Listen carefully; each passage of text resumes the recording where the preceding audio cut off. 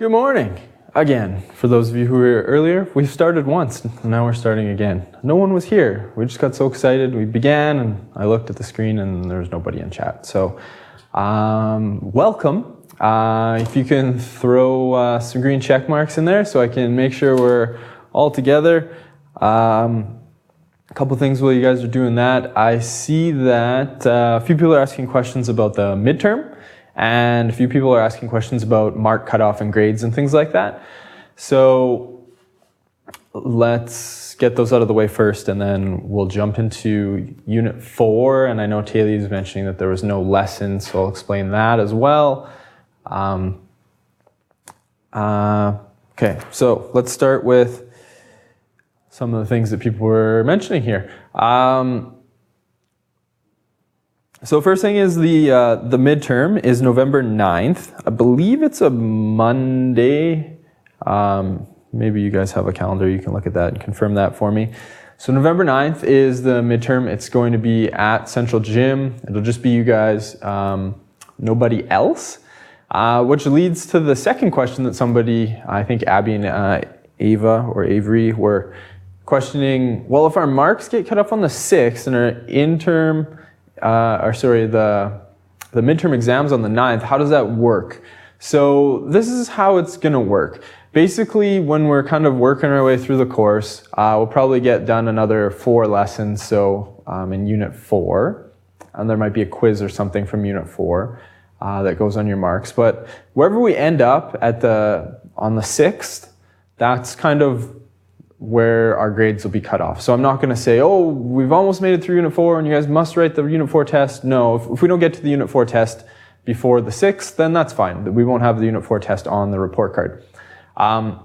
What we will, or I will do is, even though we have cut off marks on the 6th, the actual end of term isn't for an additional week. It just gives us time to get everything marked, get you guys kind of caught up in terms of late work if you if you're a little bit behind. And then once that all gets out of the way, we get everything in marks in and everything, all I'm going to do is on the 9th, after you guys write the midterm, I'm going to mark them all, and then I'm going to input that grade. So the intern will be on your first term report card, but the mark cutoff is more for the material in the course. Where did we kind of end up in the course? So I don't know if that makes sense or if that just confuses it a bit more, but that's kind of what we're going to do with the midterm. So it is going to go on your term 1 report card. The mark cutoff is more for just the things that we will encounter in the test. The midterm. How many questions on the midterm? I'm going to spend a couple days next week. We'll have a bit of a review and go through some stuff. I decided to make the midterm, and you guys can do it by hand, multiple choice, and then a few written questions. I haven't decided how many questions, probably like maybe 40 questions, maybe 30 multiple choice, and about 10 sort of written, or maybe like 35 multiple choice and 5 written. I haven't sat down to make it yet, so I don't know what it's going to look like yet.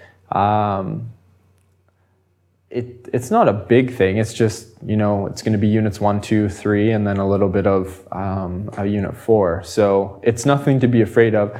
Basically, you guys are writing your unit tests at home. So I don't know who's at home with you. Maybe your big brother's doing it for you. And, there's no way for me to figure out who's actually writing the test at home. I trust that you guys are doing it, and I know you guys are trustworthy and you're doing the work yourself. Don't get me wrong, I'm not accusing you of cheating, but I have no accountability sort of thing. So if you guys come in and write a midterm and then kind of like a final exam at the end of the semester, at least then I can say, well, I know the conditions under which these tests were written, so I can be confident in the sort of the validity of them. Just kind of a reality of taking a course, I guess. How much time will you guys have to write it? I'll be there all morning, so I'll budget probably the test should take maybe an hour to an hour and a half. Maybe an hour and a half, it's a few more questions than a regular sort of test, 20 that you guys have been doing. But I'll be there from 9 till like 12:30. So you guys definitely will not run out of time. I'll just, basically stay there until you're done sort of thing, but within reason. So I don't ever want time to be an issue with anything we do in the class. I know that little timer and some of those quizzes that I forget to take off is kind of like you just stare at it and it kind of eats away at you. A few things about the course. I put in some dates for Unit 3 work. You can see here, Unit 3 learning guide should be submitted by tomorrow. And then your Unit 3 test should be written either Friday or Saturday or Sunday. So you should get it done by Sunday at the latest. It kind of works nicely that Mrs. Ward is going to take both blocks tomorrow. So I'm not going to do anything new in math. And the lesson I do today is actually grade 9 math kind of review. So it's kind of a nice segue for you guys to get all of your old coursework tidied up. And then you don't have to worry about kind of mixing your units up. So far, we've been kind of, finishing a unit, then starting the next one. This is kind of a nice sort of break before we start Unit 4. I'm only going to do one lesson today, and then it's just a review of grade 9 anyways. And I want you guys to kind of get everything caught up to kind of Unit 3, and then we can kind of worry about Unit 4. And Taylor had mentioned this before, and I think Jade said she's having issues with her printer. I apologize. Normally I get all of the lessons printed. Sorry, Taylor. I was talking about getting the Unit 3 test done. We finished Unit 3 yesterday, and we want to get Unit 3 out of the way, and then we'll kind of move into Unit 4 slowly instead of kind of plowing through it like we have been doing. Unit 4, I only had the one lesson completed.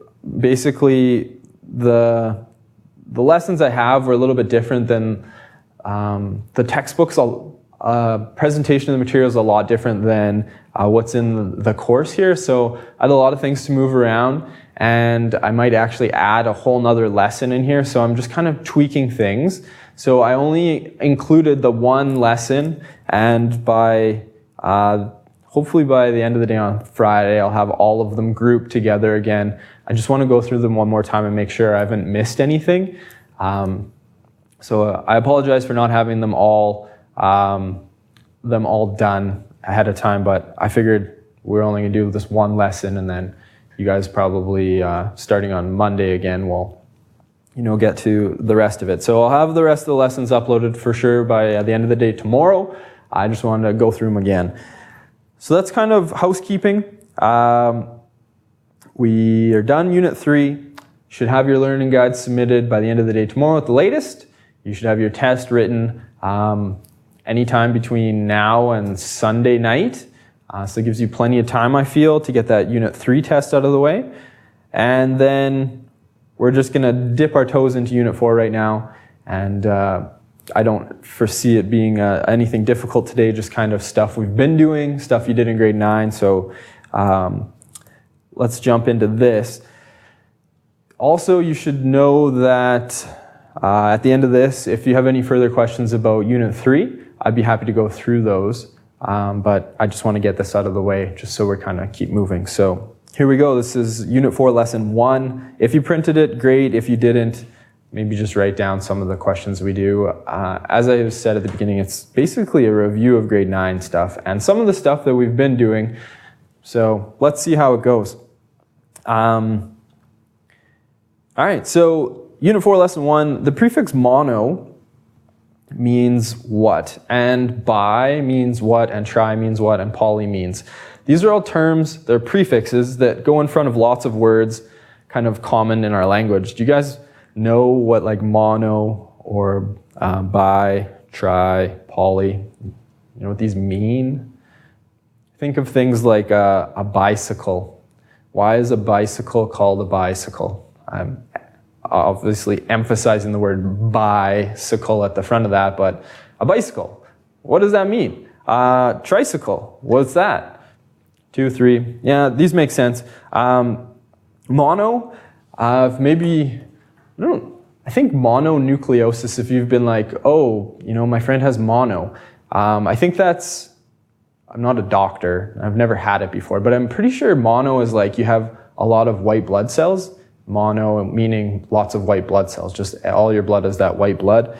Bicycle is 2, tricycle is 3. How about poly? That one's a little tricky. Alex is going with 4 more on that one. And Taylor, I got the mono thing right.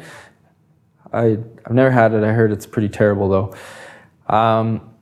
Here we go. So prefix mono means 1. You guys got that one. Bicycle means 2, or bi is 2. Tricycle is 3. Poly doesn't mean 4 or more. Poly means many. Now, there are prefixes for 4. There are prefixes for 5 and 6 and 7 and 9 and 10 and 11. They're just not as common. They're used a lot in science, in organic chemistry. We'll actually look at them once we start science next semester. But poly means many. If I said a polygon, that's a many-sided figure. If I say a polynomial, that's a term with many parts to it. So a monomial has 1 term, a binomial has 2 terms, a trinomial has 3 terms. And a polynomial, which is a word you'll see a lot, even in the title to the lesson, polynomial just means many.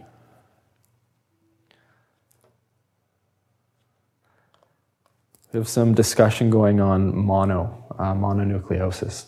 Again, I'm not a doctor. Maybe it was a bad example. Maybe the spleen is doing something with the white blood cells and gets swollen.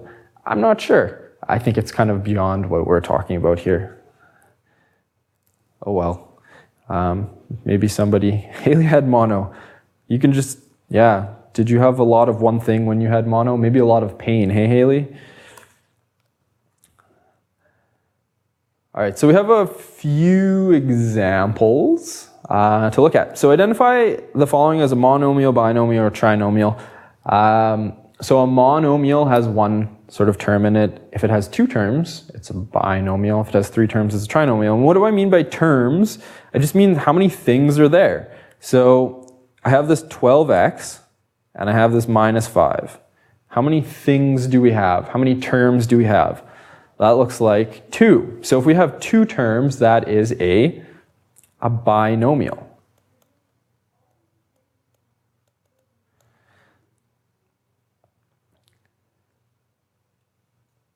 The next one, we have this 2x squared, we have a 7x, and we have a 2. It doesn't matter if the terms have x's in them, if there's x squareds,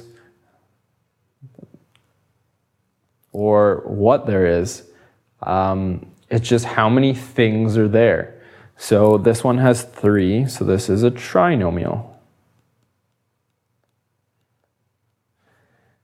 Again, 78 minus z to the power of 6 and positive 2x. That's 3 things, so that is a trinomial. Now, these vocab things that we're going to deal with here, it's not like, I guess you might see some questions regarding them. Mainly just to, be able to identify what you're dealing with and classifying and things like that. So that's kind of just a little bit of stuff to get out of the way. The second thing is maybe a new idea, the degree of a polynomial. Now, we don't really, it's not super important for Math 10, the degree of a polynomial. You might see a few questions regarding the degree of a polynomial, but it's something that it's kind of building the foundation. Once you get into, grade 12 and you start calculus, or if you go to university and pursue math a little further, the degree of a polynomial becomes kind of important. But for now, it's just being able to identify it. And it's a really, really easy concept. Sometimes students have a difficult time with it. I'm not sure why, but I guess it's just remembering what it is. So in general, the degree of a polynomial is the term with the greatest exponent.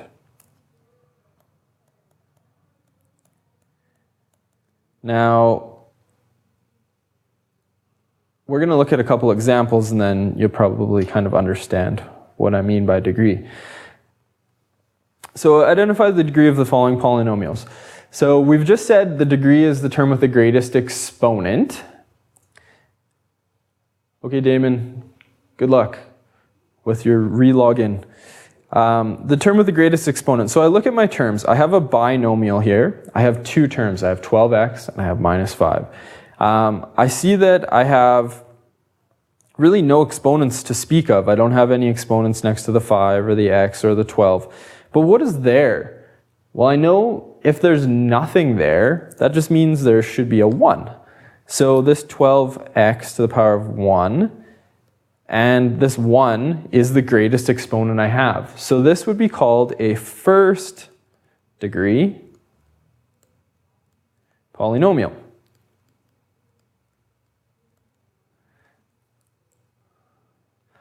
Now the degree doesn't have anything to do with how many terms there are in the polynomial. It's just what is the biggest exponent that's there. So if we look at example B here, I look at my exponents. I see that this first term has an exponent of 3. This one has an exponent of 1. What is the largest exponent there?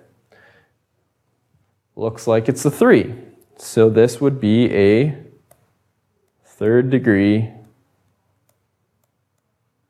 polynomial.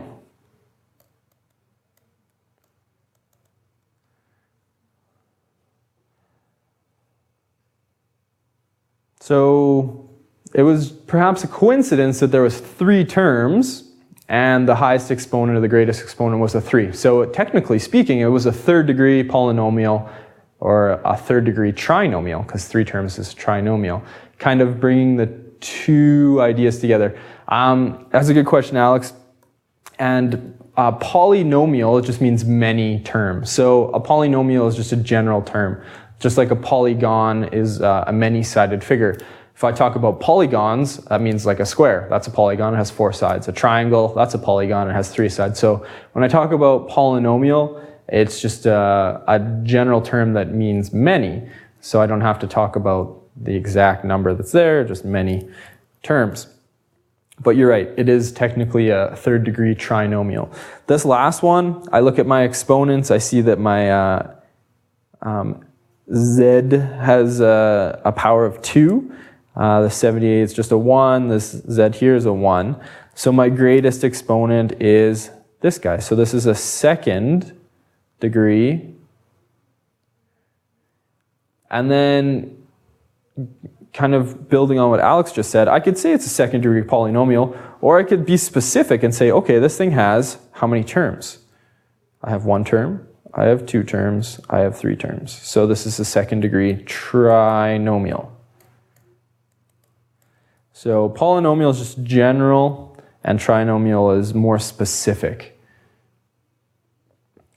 I kind of didn't want to mix the two ideas together to kind of avoid confusion, but Alex was 100% correct with his observation. So there you go. So those are maybe 2 new ideas that you probably haven't encountered before. The idea of, well, you probably in grade 9 knew maybe what a binomial or a trinomial was. You don't deal with a lot of them, but there you go. This third degree, second degree stuff, that's probably a new idea. Pretty straightforward idea. At least I think so. Maybe you'll agree or disagree with me. The next example is basic substitution. So we have a value for x and a value for y, and we need to substitute them in. Now, doing this sort of process becomes extremely important in this unit, because when we are doing questions, we can substitute values in for x and y, and we can figure out if we got the answer right or wrong. It's an easy check to do on our work. So here we go. This first example, 2x squared minus 3x plus 7. I believe I even included some of these in the review that I gave you right at the beginning of the year, just to kind of see where you guys are at. So it's telling me x is equal to 3. So everywhere there's an x, I'm going to substitute in a 3. So I'm going to go 2 times 3 squared minus 3 times 2 plus 7. So I've replaced all of the x's in my equation with 3's. At this point, we're going to follow our BEDMAS and we're going to do anything inside brackets. Do I have any brackets? Yes. Nothing to do inside of them. All right, I can move on to my exponents. I have 2. 3 squared is going to give me 9. Negative 3 times 2 plus 7. Perfect. Why is the second one a 2? Because I wrote it in as a 2 and that was incorrect. That's why. Thank you for catching that.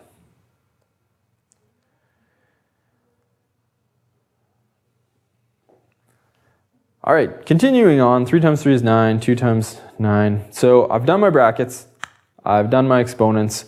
There's no division, so I guess I'm done that. Multiplication, so 2, 9 gives me 18. 3 times 3 is 9. I have this negative 3 times positive 3, I guess, technically speaking. And then plus 7. So I did my brackets, exponents, division, multiplication. Now I'm on to addition and subtraction. So let's figure this out. I can just do this all in one step. 18 minus 9, it's going to give me 9, and then I'm going to add 7 to it. So I'm going to end up with 16. So hopefully you've seen this stuff before. I have a feeling you're pretty good at it. Most of you guys did really well with it in the review. I'm just gonna, go through these last two, and I have a feeling you guys could probably just do them without my help, but here goes. This one has a y in it and an x, so I'm gonna substitute the 3 in for any x's I see. The y is gonna be negative 2.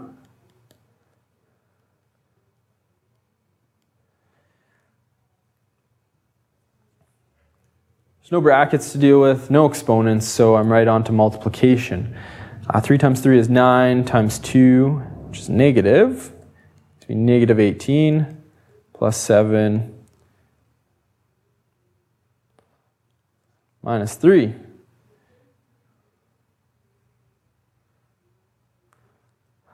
Negative 18 plus 7 should give me negative 11 minus 3. So I should end up with negative 14.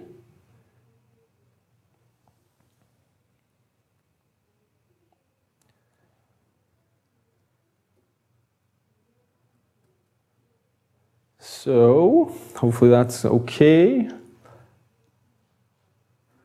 The next one here is 2 times x. So wherever there's an x, I put in a 3. This one is x to the power of 6. Apparently I wasn't thinking well when I did this example and created it. Minus 3 plus negative 2. This is going to be a pretty big number. Oh well. 3 to the power of 6. I don't have that memorized, so I'm going to have to plug her into my old calculator. So according to BEDMAS, I'm going to deal with my exponents. I have this 2. I'm just going to bring it down. 3 to the power of 6 gives me 729. 2 to the power of 4 should give me 16. And because it's negative 2 to the power of 4, there's 4 of them, so it's going to end up being positive 16. Minus 3. I'm going to combine this plus negative 2 here, and I'm just going to combine it to be minus 2, because a positive and negative together gives me a negative, so I'm just going to subtract 2. So I've done my brackets, or my exponents. Now I'm on my multiplication. So 2 times 729, it's going to give me 1458. Plus 16, minus 3, minus 2. At this point, I am just going to add 16, subtract 3, subtract 2, and I get 1,469. So that is just substituting values in for x and y, following my order of operations, and just determining a solution. So, stuff that you did in grade 9. I hope, perhaps, maybe not. Maybe you didn't deal with exponents that were quite that big when you substituted in grade 9. I don't remember grade 9 math. I haven't taught it for about 8 years. Seems like a long time. The next one is combining like terms, which is something we've been doing a lot of already, which is kind of funny how the unit's laid out, because we've already been doing some of this stuff with radicals. Now we're going to do it with polynomials, binomials, trinomials, and maybe we probably should have switched the order of the lessons, so we kind of did this stuff first, which is a little bit simpler, but you guys are pros now, and we're going to go from there. So, simplify and combine like terms.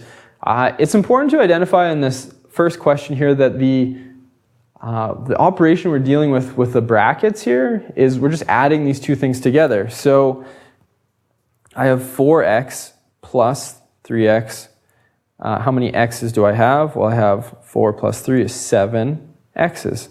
And then I have -2 and -1 together gives me -3.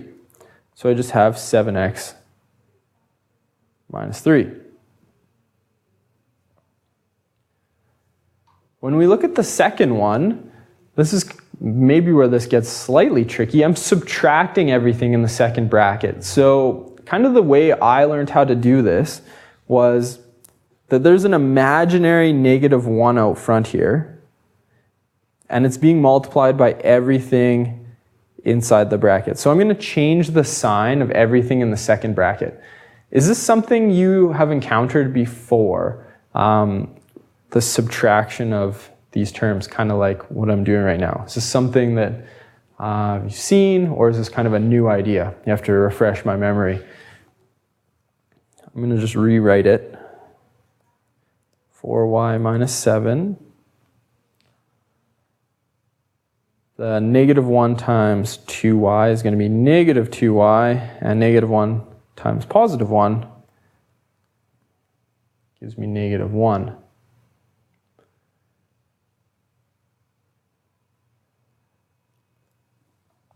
So I'm just going to combine my like terms, simplifying. I have 4 y's, I have 2 y's, I have a 7, I have a -1. So 4y minus 2y is 2y, -7 minus 1 is a -8. There's a different way to do that. So you have seen it before, but you just learned it kind of a different way. This is the way I'm going to deal with these things. When I have a negative out front, I'm just going to change the signs in here. So I'm going to go negative and negative together gives me a positive. My 10x is now negative 10x, and my positive and positive, sorry, negative and negative again gives me a positive.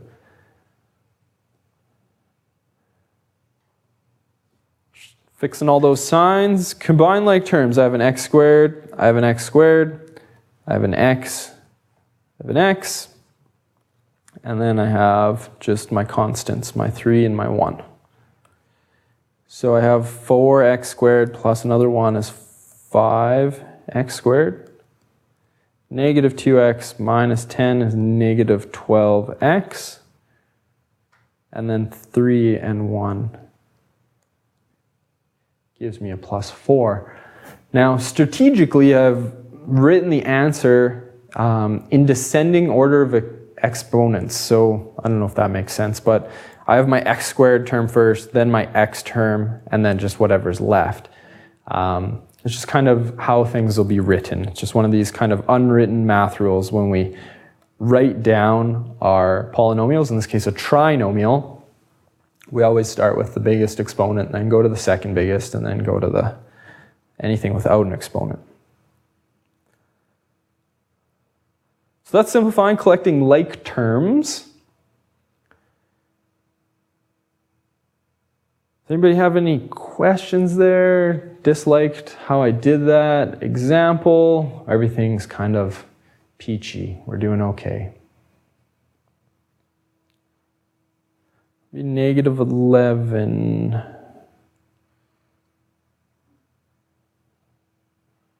There's a different way to do that. Would it be negative 11 because you add the negative 1? This is 10 x's. I think this is what you're referring to here, Taylor. And this is just a 1. So these are different things. Kind of like when we talk about combining like terms, you don't want to combine your apples and your horses together. They're different. The x's and the 1 is completely different things. So we don't want to combine those together. So when I'm combining the 1, I'm combining it with the 3 because those are the same. This 10 is get combined with this 2x because those are the same. So combine my x's, I combine my constants. That's where the 4 came from, and that's where the negative 12 came from. The imaginary negative 1. It's multiplication up here because this is a 1 and the bracket would be like 1 times everything inside the bracket. So I'm multiplying that 1 through, not adding it. If that makes any sense.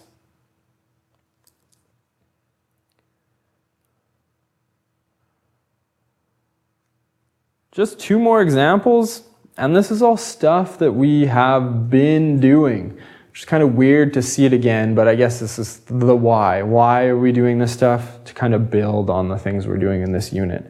So when I kind of purposefully just picked really hard ones for this. Not really hard. There's really basic ones in the learning guide that you guys will look at, but these ones are just the more challenging ones. I didn't feel like the basic ones were really necessary to go through again because you guys have seen this stuff in Math 9 already.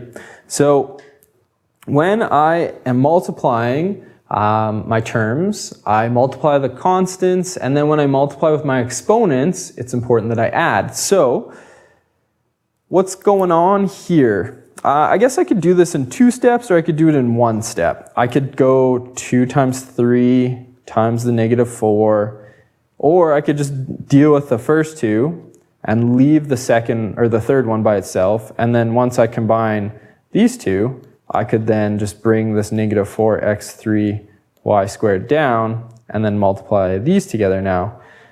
I'm kind of just tempted to do it all in one big step. If you don't like it, then you can speak up. I'm going to go 2 times 3 times the negative 4. So 2 times 3 is 6 times negative 4 is negative 24. Then I'm going to take all my x's. So in this case, I have x squared, x to the 1, and x to the 3. And what I'm going to do is maybe I'll show an additional step that I probably normally wouldn't show.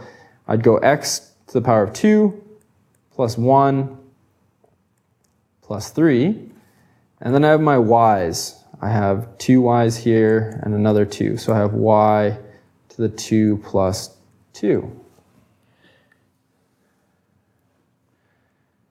So the negative 24 is just going to come along for the ride. X to the 2 plus 1 is 3, plus 3 is 6, and y to the 2 plus 2 is 4. Now, typically I probably wouldn't show this kind of middle step. I would just jump right to the answer. I guess just kind of depends on how comfortable you are with these things. Alex is asking, can we go over the last question of the learning guide on page 10? Yeah, I'll definitely have time for that, Alex. If I forget, remind me, but I don't think I will. Only got one more question to get through here. This one's kind of nice because there's not even any negative exponents to deal with. It's just positive ones. So what I'm going to do is what I've been doing. I'm just going to cancel things out. If I have 4 x's on the top and 5 on the bottom, well, all my x's on the top are going to go away. I'm going to be left with 1 on the bottom. 7 and 14. So I know 7 goes into 7 1 time, and 7 goes into 14 2 times. I see that I have 3 x's on the top and 4 on the bottom, so that 4 is going to change to a 1. I have 7 y's on the top and 5 on the bottom, so I'm going to be left with 2 there, and then 2 z's on the top and 1 on the bottom. It's going to leave me with a 1. Now, I like doing it this way. I know people don't. It's kind of your preference. So I have this 1, so I'm not even going to write it. I got rid of all my x's. There's 1 left on the bottom. So what do I have? The first thing I see here is I have a y to the power of 2 left on the top. And then I have a z to the power of 1, or just z. On the bottom, I have this negative 2. I have an x to the power of 1. And that's it. Oops. I don't like how that looks. I'm going to go y squared z negative 2x.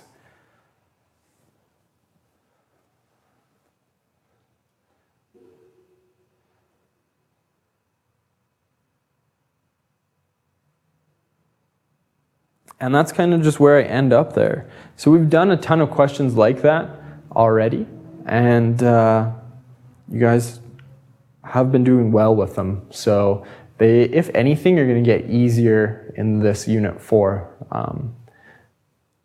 most of the time. Taylor, I see you had a question about the previous one, 2 plus 2 plus 3 instead of 2 plus 1 plus 3.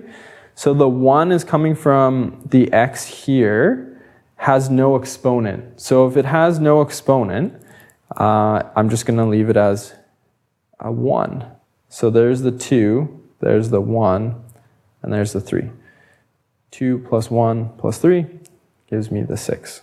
So if there's nothing there, it's a 1. If I had a 2 there, it would have been 2 and 2 and 3, but there wasn't a 2.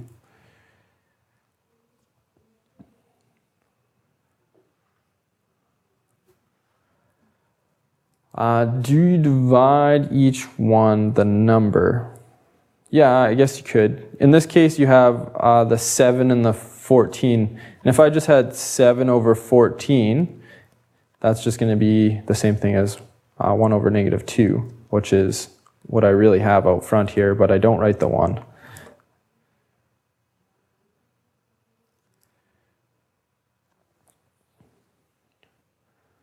All right. That's it for this lesson. I do have a bunch of time left. I figured I would. I just kind of slowly easing our way into here. So I just want to mention the learning guide for this unit. And then if you have any questions, which a few of you have already put into chat, which is great, from the last unit, I'd be happy to go through those as well. So the learning guide for unit 4, polynomials. I don't expect you guys to kind of power through this right now, but the first question here, the polynomial stuff, a monomial with 2 variables, trinomial. When we talk about variables, that's like an x and a y. Those are 2 variables. Trinomial includes a negative sign. Polynomial, 4 terms. So again, poly is many. 4 terms, 3 different variables. Variables could have like x, y, z, a, b, c, whatever you want. So that's kind of how that number 1's working for us. Number 2, rewrite the following in descending order. So you want to go from descending order. It's kind of explanatory, but greatest exponent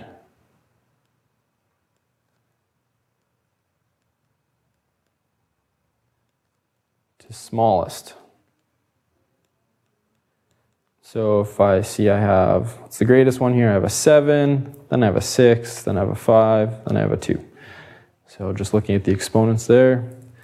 Evaluate the following for number 3. That's pretty self-explanatory, just substituting and calculating. Might run out of room, maybe not. Write 3 different terms that are like. So similar to. 4 shouldn't be terribly difficult. Adding, subtracting polynomials. So simplifying, this is just combining like terms.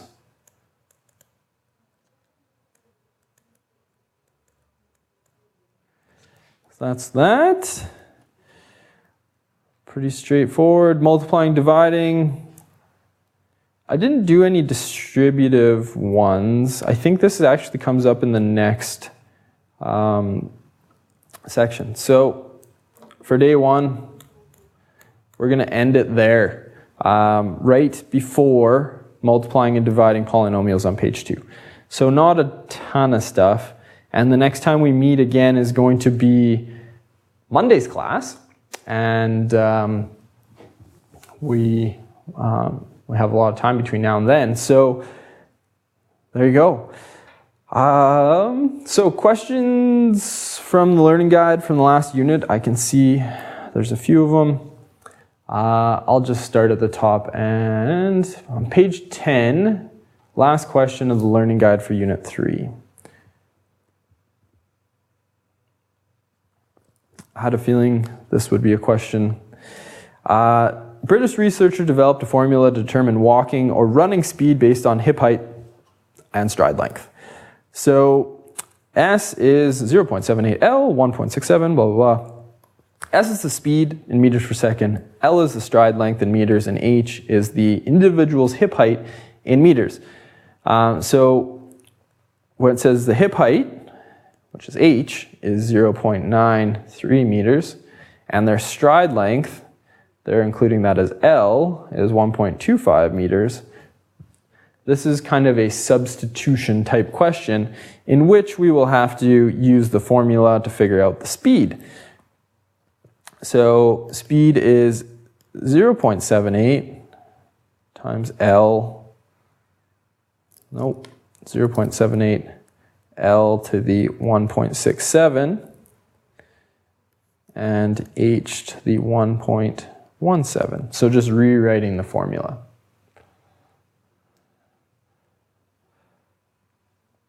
So I'm going to substitute. Anywhere there's an H, I'm going to put in this 0.93, so that's going to be on the bottom. And anywhere there's an L, I'm going to put in the 1.25 right there. So again, I'm going to rewrite it 0.78, then I have L, 1.25 to the power of 1.67. And then I have H, which is 0.93 to the power of 1.17. At this point, we're going to just do our order of operations. Do I have anything to do inside my brackets? No, I have my exponents next. So if we are dealing with our exponents, first thing we have to do on the top is this 1.25 to this exponent 1.67. So there's no kind of easy way to do that without a calculator, and I think I warned you about the calculator thing at the very beginning. So let's just jump over to my calculator here, and I'll just plug it in. I'll show you what that's going to look like. So if I have 1.25 to the exponent 1.67, so I have 1.25 to the exponent 1.67. That's 1.25 x to the y, 1.67. It's going to give me a decimal. So I'm going to rewrite this 0.78. And the 1.25 to that exponent is 1.45157.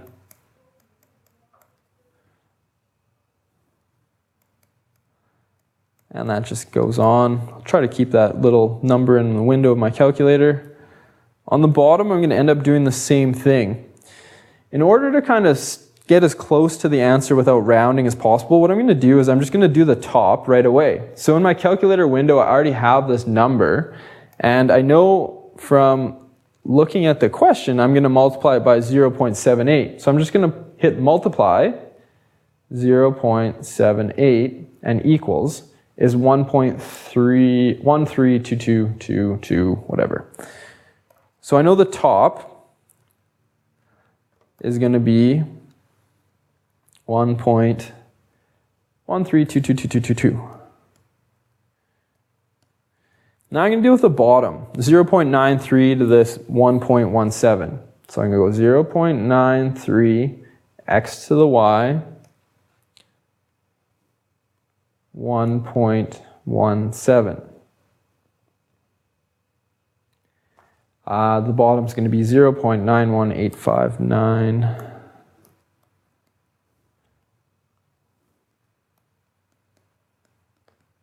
And that's going to continue on. Hopefully I've included enough decimal points. Just going to do the basic division here. 1.1322. I have a fancy button on my calculator that I like